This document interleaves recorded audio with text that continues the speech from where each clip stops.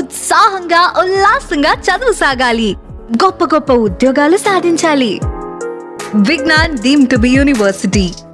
Fish Venkat garu కొద్ది రోజుల నుంచి కూడా కిడ్నీ సంబంధిత వ్యాధితో బాధపడుతూ నిన్న ఒక ప్రైవేట్ హాస్పిటల్లో అయితే ఆయన రాత్రి 10 గంటల సమయంలో చనిపోవడం జరిగింది. తుది శ్వాస విడిచారని చెప్పొచ్చు. కొద్ది రోజుల క్రితం కోట శ్రీనివాస్ గారు మరణ వార్త మరొక ముందే మరొక ఆర్టిస్ట్ చనిపోవడం అనేది ఎంత బాధాకరం. ఒకవైపు నుంచి కూడా ఇండస్ట్రీ, మరోవైపు నుంచి కూడా అభిమానులు జీర్ణించుకోలేని పరిస్థితి కనిపిస్తుందని చెప్పొచ్చు. ప్రస్తుతం మనం ఫిష్ వెంకట్ గారి తండ్రి గారి నివాసం దగ్గర అయితే ఉన్నాం. సికింద్రాబాద్లో చూడొచ్చు. ప్రతి ఒక్కరు కూడా ఆయన అభిమానులు కావచ్చు, కుటుంబ సభ్యులు, బంధువులు అందరూ కూడా ఇక్కడికి వచ్చి ఆయనని నిన్న తుది శ్వాస విడవడంతో రాత్రి 10 గంటల సమయంలో ఈ ఘటన చోటు చేసుకోవడంతో బంధువులందరూ కూడా అటువైపు ఇండస్ట్రీకి, కుటుంబ సభ్యులకు అందరికీ కూడా ఫోన్ చేయడం జరిగింది. ప్రస్తుతానికైతే అందరూ కూడా ఆయన చివరిసారిగా చూడడానికైతే ఇంటి దగ్గరికి వస్తున్న పరిస్థితి కనిపిస్తుందని చెప్పొచ్చు. ఒక్కసారిగా ఇండస్ట్రీ అలాగే అభిమానులు ఒక్కసారిగా జీర్ణించుకోలేని పరిస్థితి కనిపిస్తుంది. ఎందుకంటే 100 సినిమాలకు పైగా అనేక సినిమాల్లో నటించిన వ్యక్తి, ఎంతో మందిని నవ్వించిన వ్యక్తి ఇక లేరు అన్న వార్త అభిమానులు అలాగే కుటుంబ సభ్యులు జీర్ణించుకోలేకపోతున్నారని చెప్పొచ్చు. చూడొచ్చు, అందరూ కూడా కన్నీరు మున్నీరు అవుతున్న పరిస్థితి కనిపిస్తుంది. ఇంటి దగ్గర విషాయ ఛాయలు అయితే అల్లుకున్న పరిస్థితి అయితే కనిపిస్తుందని చెప్పొచ్చు. ప్రతి ఒక్కరు కూడా ఎంతగానో నవ్విస్తూ ఉండేవాళ్ళు. అలాంటిది కొద్ది రోజులుగా 2 కిడ్నీలు కూడా ఫెయిల్ అవ్వడంతో హాస్పిటల్లో చికిత్స పొందుతూ నిన్న రాత్రి అయితే తుది శ్వాస విడిచారని చెప్పొచ్చు. అంటే కిడ్నీ మార్పిడి కోసం అనేక హాస్పిటల్లో కూడా ప్రయత్నించడం జరిగింది. అలాగే డాక్టర్లు కూడా 50 లక్షలకు పైగా ఖర్చు అవుతుందంటూ కూడా చెప్పడంతో కొంచెం ఆర్థికంగా ఇబ్బందుల్లో ఉన్న కుటుంబం ఒకవైపుగా సాయం కోసం ఎదురు చూసిన పరిస్థితి తెలిసినప్పటికీ కూడా ఒకవైపు కిడ్నీ మార్పిడి దొరకకపోవడం, అదేవిధంగా డబ్బుల పరంగా కూడా అంటే సరైన ట్రీట్మెంట్ అందినప్పటికీ కూడా కిడ్నీ దొరకక ఈరోజు ఈయన ఇలాంటి పరిస్థితుల్లో ఉన్నట్టుగా అయితే తెలుస్తుందని చెప్పొచ్చు. ఏదైనప్పటికీ ఇంటి దగ్గర మాత్రం కూడా విషయ ఛాయలు అయితే అల్లుకున్న పరిస్థితి కనిపిస్తుంది. ఇప్పుడు మనతో పాటు ఫిష్ వెంకట్ గారి కూతురు మనతో పాటు ఉన్నారు. ఒకసారి వారితో కూడా మాట్లాడదాం. నమస్తేనండి. ప్లీజ్. అంటే మిమ్మల్ని బాధ పెట్టాలని కాదు, అంటే కొద్ది రోజులుగా ఆయన అసలు ఎవరితో కూడా మాట్లాడిన పరిస్థితి, అసలు కళ్ళు కూడా తెరవట్లేదు అంటూ కూడా మీరు లాస్ట్ టైం బిగ్ టీవీతో మాట్లాడడం జరిగింది. అసలు రాత్రి ఏం జరిగిందండి, ఏమని చెప్పారు? ఏం చెప్పలేదండి. లివర్ పాడైందంట, లివర్ ఇన్ఫెక్షన్ వచ్చింది. నైట్ 8:30 నుంచే బ్రీతింగ్ ప్రాబ్లం అయ్యింది, బీపీ డౌన్ అయిపోయింది. 9:25కి చనిపోయాను. అంటే చివరిసారిగా అసలు ఎప్పుడు స్పందించారు? అంటే హాస్పిటల్ మార్చడం జరిగింది, అంటే ఆయనకి ఆరోగ్యపరంగా అలాగే కొంచెం ట్రీట్మెంట్ కోసం వేరే హాస్పిటల్ మార్చడం జరిగింది. అప్పటి నుంచి మాట్లాడారా లేకపోతే? లేదు, హాస్పిటల్ షిఫ్ట్ చేసిన తర్వాత నుంచే మాట బంద్ అయింది. చికిత్స కోసమే హాస్పిటల్ అనేది చేంజ్ అంతే. అక్కడ డాక్టర్స్ ఏమైనా ట్రీట్మెంట్ ఇవ్వటం కానివ్వండి చేశారు, లేకపోతే వెంటిలేషన్ మీదనే ఉన్నారు అప్పటి నుంచి? వెళ్ళిన డే నుంచి వెంటిలేటర్ మీదనే ఉన్నాడు, నిన్నటి వరకు కూడా. నిన్న ఈవినింగ్ కూడా బాగానే ఉన్నాడు, సడన్గా అయిపోయింది అట్లా. అంటే ఏమైనా స్పందిస్తున్నారా, అంటే ట్రీట్మెంట్కి కానివ్వండి లేకపోతే ఎవరైనా ఆయన్ని చూడడానికి వస్తే? లేదు, అసలు బాడీ సహకరించట్లేదు అస్సలు. డాక్టర్స్ ఏం చెప్పారు? చెప్పేశారండి, మాకు 99% హోప్ ఇవ్వలేమని అన్నారు.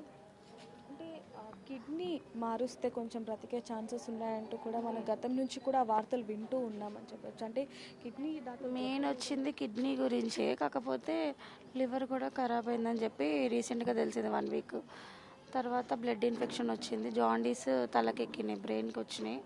దానివల్ల ఇంత సిక్ అయిపోయింది బాగా.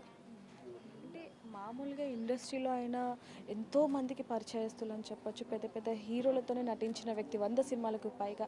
అలాంటిది ఇండస్ట్రీ నుంచి కేవలం విశ్వక్సేన్ గారు మాత్రమే స్పందించడం జరిగింది, ఎవరు కూడా స్పందించలేదు. అంటే సేన ప్లస్ జట్టి మూవీ హీరో కృష్ణ మాన్యన్, 100 డ్రీమ్స్ ఫౌండేషన్ వాళ్ళు మాత్రమే, ఆ ఇద్దరు మాత్రమే హీరోస్ 2 lakhs ఇచ్చారు అంతే. ఇంకెవ్వరు ఎలాంటిది ఏం చేయలేదండి. ఇప్పుడు చనిపోవడం జరిగింది ఆయన, ఇంకా మనతో లేరు అన్న వార్త అసలు జీర్ణించుకోలేమని చెప్పొచ్చు. మరి ఇండస్ట్రీ నుంచి ఎవరైనా ఫోన్ చేయడం కానివ్వండి లేకపోతే రావటం, అది ఇంకేం కాల్స్ రాలేవు, ఇంకా ఏం రాలేదు. సో చూడొచ్చు, ఇండస్ట్రీలో ఒక మంచి గుర్తింపు పొందిన ఫిష్ వెంకట్ గారు ఇక లేరు అన్న వార్త ఇండస్ట్రీకి తెలిసినప్పటికీ కూడా ఇప్పటి వరకు కూడా ఎవరు స్పందించలేదు అంటూ కూడా వారి కుమార్తె చెప్తున్న పరిస్థితి అని చెప్పొచ్చు. ఒక్కసారిగా అంటే అంత్యక్రియలు కూడా వారి తండ్రి గారి ఇంటి దగ్గర చేయడానికి గల కారణం కూడా ఆయన తల్లి అంటే ఆయనకి ఎంతో ఇష్టం అని చెప్పి కూడా ఆయన ఇంటి దగ్గర కాకుండా వాళ్ళ తండ్రి గారి ఇంటి దగ్గర అయితే అంత్యక్రియలు చేస్తున్న పరిస్థితి అని చెప్పొచ్చు. ఇప్పుడు మనతో పాటు ఫిష్ వెంకట్ గారి తల్లి మనతో పాటు ఉన్నారు. ఒక్కసారి ఆవిడతో మాట్లాడే ప్రయత్నం చేద్దాం. అమ్మ నమస్తే. ఓ నాయన నా కొడుకు అమ్మా, వెంకటేశ నా కొడుకు, లేపున్నమ్మా, వెంకట్ని లేపున్నమ్మా, అమ్మా అమ్మా లేపండి, మానం బాగలేదు అమ్మా అని అంటుండమ్మా, అమ్మ అని మాట్లాడుతుండే. ఇదివరకల్లా నాకు నాశ తీసుకొచ్చి పెట్టేటోడు నా కొడుకు.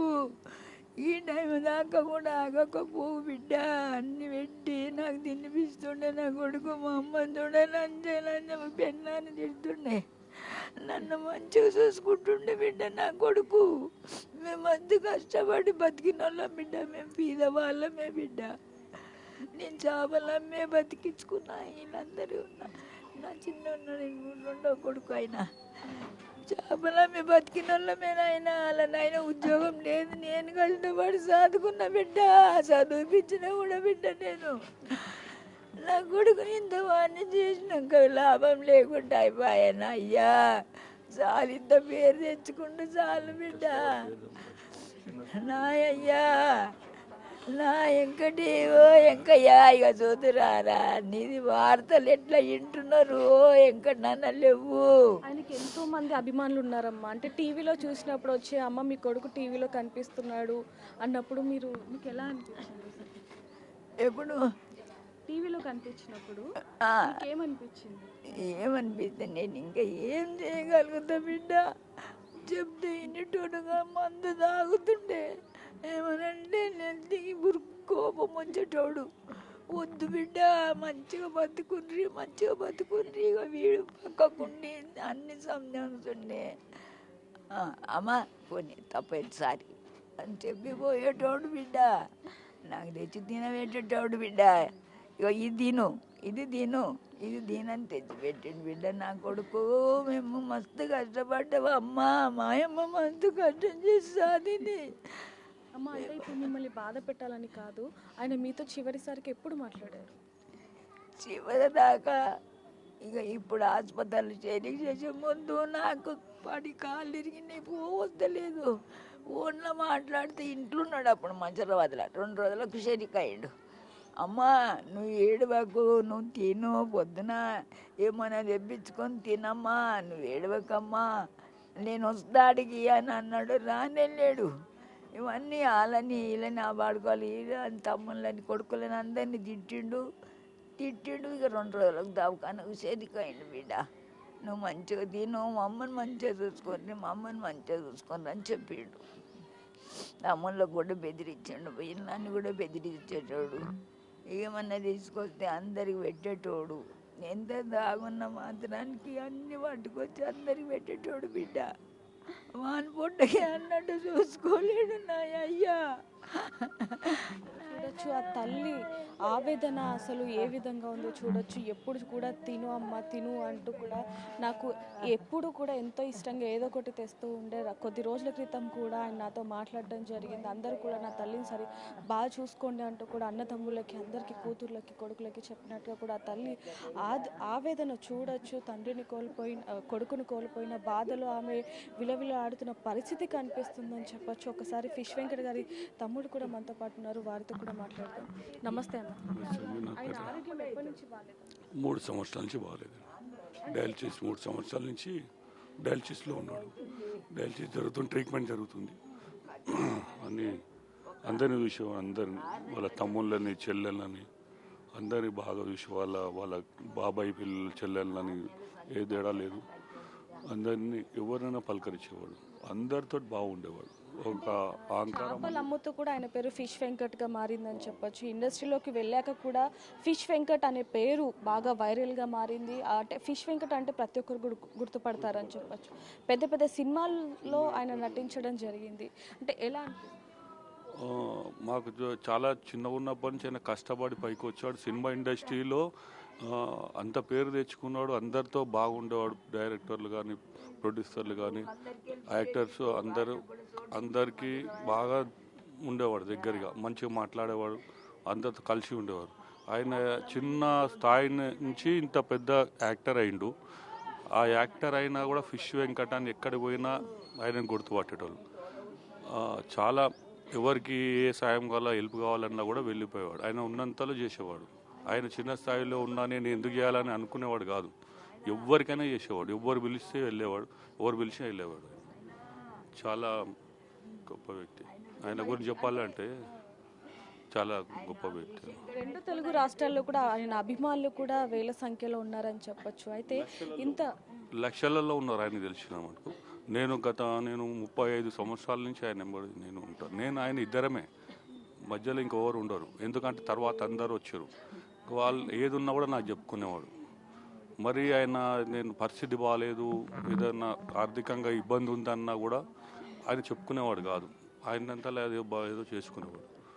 ప్రతిరోజు షూటింగ్ ఉన్నప్పుడు అయితే పొద్దున్నే ఆరోగ్యం బాగున్నా బాగాలేకుండా వెళ్ళిపోయేవాడు. ఏ ఫంక్షన్లు ఉన్నా ఏమున్నా ఉండకపోయాడు. అట్లా కష్టపడి పేరు బాగా తెచ్చుకున్నాడు. గబ్బర్ సింగ్ సినిమాతో ఆయనకి ఇంకా మంచి పేరు వచ్చిందని చెప్పొచ్చు. ఆ కామెడీ కానీ ఇదంతా కూడా, అంటే ఆ సినిమా తర్వాత నుంచి కూడా ఆయన లైఫ్ కూడా కొంచెం చేంజ్ అయిందని చెప్పొచ్చు. మరి ఆరోగ్య సమస్యలు ఉన్నప్పటికీ మరి ఆయన ఎందుకని నెగ్లెక్ట్ చేశారు? ఆరోగ్య సమస్యలు అంటే 3 years నుంచి వచ్చాయి. అంతకుముందు గబ్బర్ సింగ్ చేసినప్పుడు బాగానే ఉన్నాడు. దాని తర్వాత ఎన్నో సినిమాలు చేసిండు. బయటికి కూడా వెళ్ళాడు. ఒకసారి ఏదో చిన్న సినిమాకి వెళ్ళి కాలుకు మూల ఏదో తగిలింది. దానివల్ల ఆయనకు షుగర్ అనేది అటాక్ అయ్యి కాలు ప్రాబ్లం అయింది ఆయనకు. దాని తర్వాత చెక్ చేయించుకుంటే డయాలిసిస్ కిడ్నీస్ పోయినాయి అని చెప్పేసి చెప్పారు. విజయవాడలో అక్కడికి వెళ్ళి అడ్మిట్ అయితే మొత్తం బాడీ చెకప్ చేస్తే అక్కడ వాళ్ళ డాక్టర్ చెప్తే అప్పుడు ఏడ్చి బాధపడ్డాడు. తర్వాత డాక్టర్స్ ట్రీట్మెంట్ అంతా వాళ్ళు అక్కడ అన్ని హాస్పిటల్ తిరిగిండు. షూటింగులు చేయలేకపోయిండు. ఆయన హెల్త్ సహకరించలేదు. 3 years నుంచి ఆయన ఇంట్లోనే ఉండడం అలాగా గడిపాడు. అంటే అన్న ఇంత పెద్ద సినిమాలు చేయడం జరిగింది, పెద్ద ఆర్టిస్టులతో, ఎన్టీఆర్, అల్లు అర్జున్, ఇలా అనేక మందితో ఆయన యాక్ట్ చేయడం జరిగింది. కానీ ఇప్పుడు వరకు కూడా ఇండస్ట్రీ ఎందుకని స్పందించలేదు అంటారు? అందరూ స్పందించారు. ఎంతవరకు స్పందించాలో అంతవరకు స్పందించారు. అందరూ ఫిష్ వెంకట్ అంటే అందరు ఈరోజు ఎన్టీఆర్ గారు కానీ, చిరంజీవి గారు కానీ, మహేష్ బాబు గారు కానీ, అందరూ మనకి కళ్యాణ్ రామ్ గారు కానీ అందరూ బాగా పవన్ కళ్యాణ్ గారు వెంకట్ వస్తారంటే వెంకట్ గారు నమస్తే అలాంటి స్థానం సంపాదించుకుంటాను. వెంకట్ అంటే ఒక గుర్తింపు. పెద్ద హీరోలు వాళ్ళు కూడా మంచిగా మాట్లాడేవాళ్ళు. వాళ్ళు కూడా చెప్పేవాళ్ళు, వెంకట్ని హెల్త్ బాగా చూసుకో, బాగుండు, ఇంకా బాగా చెప్పేవాళ్ళు. తప్పు కాదు. అంటే ఆయన ఆరోగ్యం కుదుట పడాలి అంటే కిడ్నీ మార్పిడి కోసం 50 లక్షలు ఖర్చు అవుతుంది అంటూ కూడా డాక్టర్లు చెప్పడం జరిగింది. ఆ తర్వాత నుంచి ఆయనకు ట్రీట్మెంట్ ఏ విధంగా జరిగింది? ఆ తర్వాత ట్రీట్మెంట్ జరిగింది. డాక్టర్లు ఎంత ప్రయత్నించాలో వాళ్ళు అంత ప్రయత్నించారు. అంటే ఒక కిడ్నీ అని కాదు, కాళ్ళు ప్రాబ్లం అయిపోయి కాళ్ళు చెడిపోయి ఇంకా ఆయనకు ఆరోగ్యం అంటే కాళ్ళు షుగరు బీపీ కంట్రోల్లోకి వస్తే కిడ్నీ మారుస్తామని అన్నారు. కిడ్నీ మారుస్తామని అనుకుంటే ఇంకా ఇది సహకరించలేదు. ఇంకా ఆయన బాడీ ట్రీట్మెంట్ సహకరించలేదు. ఈ మధ్యలో మళ్ళీ ఒక వారం రోజులు 3-4 days అయింది. ఇంట్లో వాళ్ళు చెప్తున్నారు నాకు కూడా లివర్ ప్రాబ్లం వచ్చింది. అంతకుముందుకు లివర్ టెస్ట్ చేయలేదు. ఆ లివర్ ప్రాబ్లం వల్ల ఇంకా ఆయనకు ఎక్కువ అయిపోయింది. సో చూడొచ్చు, ఇంటిల్లి పాదే కాకుండా 2 తెలుగు రాష్ట్రాల్లో కూడా ఆయనకి లక్షల్లో అభిమానులు ఉన్నారు. వాళ్ళందరూ కూడా ఒక్కసారిగా షాక్కి గురైన పరిస్థితి కనిపిస్తుంది. ఆయనకి 2 సంవత్సరాలుగా కూడా ఆరోగ్య పరిస్థితి సరిగ్గా లేనందువల్ల ఈరోజు ఇలాంటి పరిస్థితి నెలకొనిందంటూ కూడా కుటుంబ సభ్యులు చెప్తున్న పరిస్థితి అని చెప్పొచ్చు. మరోవైపు నుంచి చూసుకుంటే ఆయనకి కజిన్ సిస్టర్స్ కూడా ఉన్నారు. వారితో ఎంతో అన్యోన్యంగా ఉంటారు అనేది కూడా తెలుస్తుందని చెప్పొచ్చు. వాళ్ళ సిస్టర్స్ కూడా అంటే రోజు కూడా వాళ్ళ సిస్టర్స్తో మాట్లాడుతూ బాగోగులు తెలుసుకుంటూ ఉంటారు. అలాంటిది ఒక్కసారిగా మా అన్నయ్య లేడు అని కూడా వాళ్ళు జీర్ణించుకోలేని పరిస్థితి కనిపిస్తుంది. ఇందాక మనం విజువల్స్లో కూడా చూడొచ్చు, వాళ్ళు మున్నీరు అవుతున్న పరిస్థితి కనిపిస్తుందని చెప్పొచ్చు. వాళ్ళ అన్నయ్యని కోల్పోయిన బాధ ఎప్పటికీ ఎవరు తీర్చలేని పరిస్థితి అని చెప్పొచ్చు. ఒక్కసారి వారితో మాట్లాడే ప్రయత్నం అయితే చేద్దాం. అంటే ఇలాంటి పరిస్థితుల్లో వాళ్ళని ఇబ్బంది పెట్టకూడదు. కానీ ఫిష్ వెంకట్ గారు ఎంత మంచివారు, ఎంతో మందికి సహాయం చేశారు. అంటే ఎవరైనా సహాయం అని ఇంటి ముందుకు వచ్చినా, ఫోన్ చేసినా సరే ఖచ్చితంగా స్పందించి ఆయనకి చేతనైనంత వరకు కూడా సాయం చేశారు. చేసేవారు అంటూ కూడా వాళ్ళ తల్లి మాటల్లో అయితే మనం వినడం జరిగింది. అంటే సొంత చెల్లెలు లేకపోయినప్పటికీ కూడా బాబాయ్ పెద్దమ్మ కూతుర్లని చెల్లెలని ఎంతో అన్యోన్యంగా చూసుకునేవారు అనేది కూడా ఈవిడ కళ్ళల్లో తెలుస్తుందని చెప్పొచ్చు. ఒక్కసారి ఆవిడతో మాట్లాడే ప్రయత్నం అయితే చేద్దాం. అమ్మ, మిమ్మల్ని ఇబ్బంది పెట్టాలని సో చూడొచ్చు, అంటే అన్నయ్య లేరు అన్న బాధను ఆవిడ జీర్ణించుకోలేని పరిస్థితి కనిపిస్తుందని చెప్పొచ్చు. ఒక్కసారిగా ఎంతగానో రోధిస్తున్న పరిస్థితి కనిపిస్తుంది.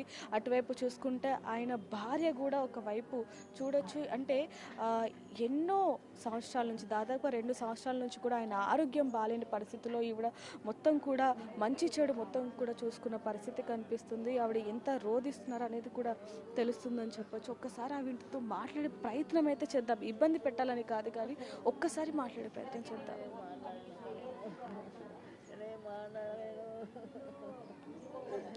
చూడొచ్చు, ఆ బాధ తెలుస్తుందని చెప్పొచ్చు. అంటే 2 తెలుగు రాష్ట్రాల్లోనే ఆయనకి ఎంతోమంది అభిమానులు ఎంతగా ఉన్నారనేది కూడా మనకు తెలుసు. ఒక్కసారిగా ఈ వార్త అభిమానులు కూడా జీర్ణించుకోలేని పరిస్థితి కనిపిస్తుంది.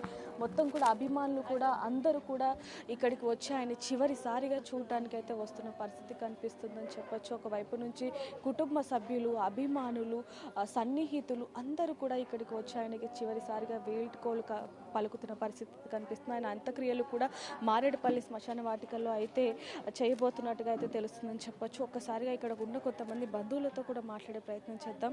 అమ్మ, నమస్తే. ఏమవుతారమ్మా? అన్న అవుతాడు. అంటే ఎలా ఉండేవారు? మంచిగా ఉండే. అసలు డయాబెటిక్ వచ్చిన తర్వాత కిడ్నీ ఫెయిల్ అయిపోయిన తర్వాత చాలా సీరియస్గా అయ్యిండు. చాలాసార్లు పడడం మళ్ళీ లేవడం అయింది. ఇప్పుడు కూడా బాగా అవుతాడని ఎన్నో కలలు కన్నాం మేము. ఆ దేవుడే కిడ్నీ రూపంలో వచ్చి ఎవరైనా దాతలు హెల్ప్ చేస్తారు, అన్న మంచిగా వస్తాడని అనుకున్నాము. కానీ ఇలా అవుతుందని అయితే అనుకోలేదు. అంటే ఆయనకి సొంత చెల్లెలు లేనప్పటికీ మిమ్మల్ని సొంత చెల్లెల్లాగా చూసుకునే వాళ్ళు. సొంత చెల్లెళ్ళు ఉన్నారు. మళ్ళీ నేను కాక కూతుర్ని. మేము 3 చెల్లెళ్ళము. 3 మేము సొంత చెల్లెలు, అక్క, 5 అక్క చెల్లెళ్ళము. అందరం కలిసిమెలిసి ఉండేవాళ్ళం చిన్నప్పుడు. తర్వాత మా బాబాయ్ పిల్లలే, వేరే వాళ్ళు కాదు, ఒక్క ఇంటి వాళ్ళమే మేమందరము. కానీ ఇక మాకు అన్నయ్య లేవడం చాలా తీరని లోటు. మ్యారేజ్ అయిన తర్వాత ఇక ఎవరికి వాళ్ళలాగా అయిపోయినాం. అంటే చివరిసారిగా ఎప్పుడు మాట్లాడారక్క? ఏమని మాట్లాడారు? లాస్ట్ వీక్ మాట్లాడాము. లాస్ట్ వీక్ వెళ్ళినప్పుడు బాగానే చూశారు. మాట్లాడుతుంటే కూడా మాట్లాడిండు, కొంచెం స్మైల్ ఇచ్చిండు, ఏడ్చిండు అంతే. పట్టుకున్నాడు, చెయ్యి పట్టుకున్నాడు, ఏడ్చిండు, ఇంకా అంతే. ఇక వారం నుంచి ఏం లేదు, అసలు మాట లేదు, ఏది లేదు. మీతో ఏ విధంగా ఉండేవాళ్ళు? అంటే ఆయన ఒక ఆర్టిస్ట్, ఒక మంచి కమీడియన్, ఎంతో మందితో అనేది ప్రేమనే అన్నది ఎప్పుడు అంతే. మేము అందరం మేము అన్న అట్లా ఏముందేలే, అందరం అక్క చెల్లెలం అన్న అందరినీ చూసుకుంటుండే. అక్క యొక్క ఇక అన్న అంటే చిన్నగా ఉన్నప్పటి నుంచి చాలా ప్రేమగా చూసేటప్పుడు నన్ను అయితే చాలా ఎక్కడికి వెళ్ళినా తీసుకెళ్తుండే తన వెంటనే. ఏ మూవీకి వెళ్ళినా, మళ్ళీ ఎక్కడికి వెళ్ళినా మా వదినే, నేను, మా అన్న కంపల్సరీ వెళ్ళేటోళ్ళం. అందరం కలిసిమెలిసి ఉండేవాళ్ళము. మా డాడీకి ఒకసారి హాస్పిటల్లో సీరియస్ అయితే మేమందరం ఏడ్చుకుంటూ కూర్చుంటే, నేను ఉన్నా, మీరేం బాధపడుకున్నాను, ఇక్కడ 2 చెల్లెల్ని ఇక్కడ 2 వేసుకొని మధ్యలో పడుకున్నాడు మా ధైర్యం చెప్పుకుంటా. మాకు అందరికీ పెద్ద దిక్కుకుంటుండే మా అన్న. మేమే కాకుండా ఇతరులకు, ముసలి వాళ్ళకు, ఎవరు లేని వాళ్ళకు కూడా అంత్యక్రియలు చేయడానికి అక్కడ బొల్లారం వస్తుండే. అక్కడ వచ్చి ముసలి వాళ్ళకి, ఎవరు లేని వాళ్ళకు వచ్చి అన్ననే దహనం సంస్కారాలు చేసి వచ్చేవాడు. అట్లా వచ్చినప్పుడు నాకు ఫోన్ చేసేవాడు, కలిసేవాడు నన్ను. కానీ అందరం మంచి కలిసి ఉండేవాళ్ళం. ఇక పెళ్ళిళ్ళైన తర్వాత ఎవరిది వాళ్ళు అన్నట్టుగా అయిపోయినాము. అయినా రాఖీ పండగకి ఇట్లా అందరం కలిసి ఉండేవాళ్ళం అనమాట. ఈసారి రాఖీ పండగ ఆయన లేకపోవడం అనేది చాలా బాధాకరం అని చెప్పాలి. లాస్ట్ ఇయర్ కూడా అన్న ఒంట్లో బాగాలేదు, ఇంట్లో ఉండి చాలా బాధపడ్డాడు అన్నయ్య. నేను మా చెల్లెళ్ళు వచ్చిర్రు, అసలు వాళ్ళని ఏం చేయలేకపోయినా అనేసాడు. లేదన్నా, నీ ఆరోగ్యం మంచిగా ఉంటే చాలు, మాకు అదే ఎంతో గొప్ప అని చెప్పి లాస్ట్ ఇయర్ మేము వెళ్ళాము. అందరము కలిసి ఉన్నాం. పెద్దమ్మ, వదిన అందరం కలిసి ఉండేసి 1 గంట 2 గంటలు అన్నతో స్పెండ్ చేసి వచ్చాం. ఎక్కడికి వెళ్ళినా కలిసి ఉండేవాళ్ళము. ఎక్కడన్నా ఫంక్షన్లలో కలిస్తే మాత్రం అందరం కలిసి ఉండేవాళ్ళం. టీవీలలో, సినిమాలో కనిపిస్తున్నప్పుడు ఎలా అనిపించేది? అన్న అన్ని ఫీలింగ్ ఒకటి ఉండేది. నిన్న నైట్ నుంచి కూడా అదే చూసుకుంటా అన్నట్టుగా చాలా ఫీల్ అవుతున్నాము. మిస్ అయిపోతున్నాం అనేది. ఇండస్ట్రీలో పెద్ద పెద్ద హీరోలతో ఆయన నటించడం జరిగింది. అసలు అంటే చుట్టుపక్కల వాళ్ళందరూ కూడా మీ అన్నే టీవీలో కనిపిస్తున్నాడు అన్నప్పుడు షూటింగ్లు అవుతుంటే కూడా తీసుకెళ్లేవాడు మమ్మల్ని, ఫ్యామిలీని ఎప్పుడైనా కలిసినప్పుడు తీసుకెళ్తుండే. మూవీ షూటింగ్ ఉంది రండి అని తీసుకెళ్లేటోడు, చూసేటోళ్ళం అట్లా వెళ్ళి అన్నయ్య అంట అందరం కలిసినప్పుడు అందరం సినిమాకి మంచిగా. ఇక ఒక 15 రోజుల నుంచి మాట్లాడినప్పుడే అంతే. లాస్ట్ టైం ఇక్కడ ఉన్నప్పుడు వచ్చిన మాట్లాడిండు, ఇక ఇట్లనే బాగాలేదమ్మా హెల్త్ అని ఏడ్చిండు. అమ్మకి బాగా లేకుండే ఇక అమ్మ దగ్గరికి వచ్చినాం, కలిసినాం. ఇంకా అదే లాస్ట్ టైం ఒక 2 months కిందట 2 months కిందట ఆయన మీతో మాట్లాడిండు. ఇంకా మళ్ళీ మాట అంటే ఇక మాటనే లేదు. 2 months కిందట మాట్లాడింది. ఇంకా 1 month నుంచి అయితే సిక్ అయ్యే ఉన్నాడు మొత్తం. ఆయన ఆరోగ్యం దాదాపుగా 2 సంవత్సరాల నుంచి బాగోలేనప్పటికీ కూడా ఆయన అందరితో కూడా బాగుండేవాళ్ళు. అంటే లాస్ట్ టైం రాఖీ పండగకి కూడా నేను మీకు అంటే చెల్లెలకి ఏం చేయలేకపోతున్నాను అన్న బాధ ఆయన కళ్ళలో కనిపించినప్పటికీ కూడా మీ ఆరోగ్యం బాగుంటే చాలు అంటూ కూడా ఈ చెల్లెలు ఆయనకి ధైర్యం ఇచ్చారనేది కూడా తెలుస్తుంది. కానీ ఒక 4 రోజుల్లో రాఖీ పండగ ఉండగా అంటే మా అన్నయ్య లేరు, ఇంకా మేము రాఖీ కట్టలేము అన్న బాధ కూడా వారి కళ్ళలో కనిపిస్తుందని చెప్పొచ్చు. ఒక్కొక్కసారిగా అటువైపు కూడా చూడొచ్చు. అభిమానులు కావచ్చు, లేకపోతే సన్నిహితులు అందరూ కూడా చివరిసారిగా ఆయనకి వీడుకోలు పలకడానికి అయితే ఇక్కడికి వస్తున్న పరిస్థితి కనిపిస్తుంది. దాదాపుగా 100 సినిమాలకు పైగా నటించిన వ్యక్తి ఈరోజు ఈ విధంగా చనిపోవడం అనేది చాలా బాధాకరం అని చెప్పొచ్చు. ఆయన కొద్ది సంవత్సరాలుగా డయాలసిస్తో కూడా బాధపడుతున్న పరిస్థితి ఉందని చెప్పొచ్చు. ఆయన కిడ్నీ మార్పిడి చేయాలి అంటే షుగర్ ఒకవైపు, మరోవైపు కాలు కూడా ఇబ్బందికరంగా ఉంది కాబట్టి దానికి ట్రీట్మెంట్ అయిన తర్వాతనే కిడ్నీ మార్పిడి చేయొచ్చు అంటూ కూడా డాక్టర్లు చెప్పారనేది కూడా కుటుంబ సభ్యులు చెప్తున్న పరిస్థితి. విష్ వెంకట్ గారి మరొక చెల్లెలు గారు మనతో పాటు ఉన్నారు. ఒక్కసారి వారితో మాట్లాడే ప్రయత్నం చేద్దాం. అసలు వాళ్ళు చూస్తుంటేనే కన్నీరు మున్నీరు అవుతున్న పరిస్థితి. మనం కూడా అంటే ఆయన ఎన్నో సినిమాల్లో మనం కూడా ఆయన నటన చూసి, ఆయన మాట తీరుని చూసి ఎంతగా నవ్వుకున్న పరిస్థితి మన అందరికీ అని చెప్పొచ్చు. ఒక రకంగా అందరం కూడా ఆయన అభిమానులం అని చెప్పొచ్చు. అలాంటిది ఎంతోమందిని నవ్వించిన వ్యక్తి ఈరోజు ఈ విధంగా అనేది అసలు చెప్పలేని పరిస్థితి అని చెప్పొచ్చు. ఒక్కసారిగా చూడొచ్చు, ఆవిడ కన్నీరు మున్నీరు అవుతున్న పరిస్థితి కనిపిస్తుంది. ఎంతగానో రోధిస్తున్న పరిస్థితి అని చెప్పచ్చు.